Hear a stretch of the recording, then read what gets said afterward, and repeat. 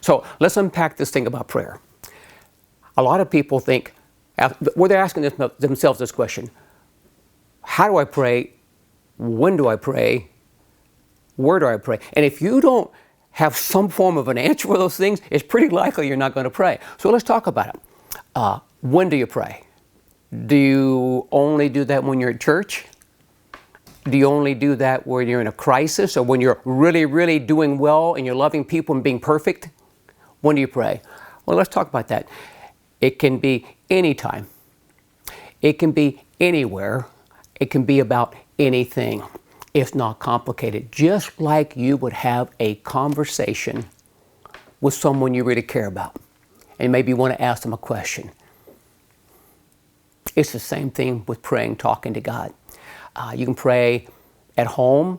For me, it's changed all the time. I like to change it up. I have a certain chair. I like to sit in that chair. I get relaxed, and I can pray there. I like to pray, go for a drive and pray. I like to go sit with a view at a park or something and pray. It's kind of what works for you. When do you pray?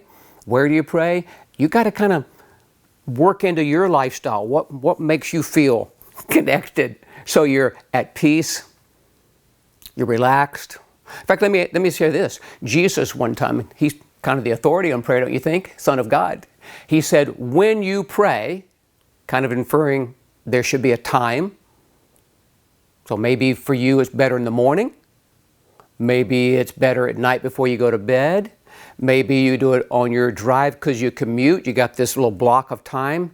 I find, for me, I have this thing, I like to do something pretty consistent. I just kind of got it in my brain. When that certain time of the day comes, I kind of go there. It works for me. But what works for you? It's good to know, when will you pray? He says, when you pray.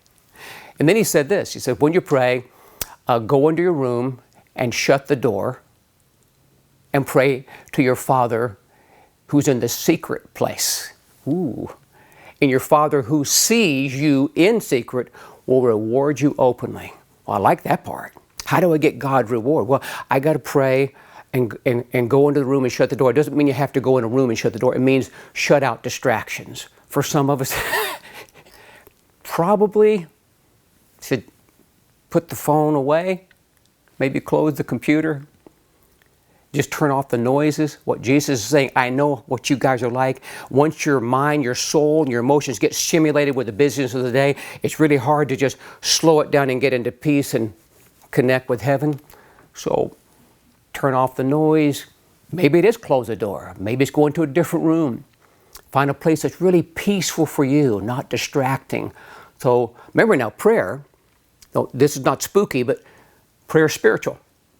You have a body, soul, and a spirit. So God can only be communicated to through your spirit. Your words, but it's like your spirit's reaching out. So I want to get out of the mind, soul, distraction stuff and get my body comfortable, body and soul, so I can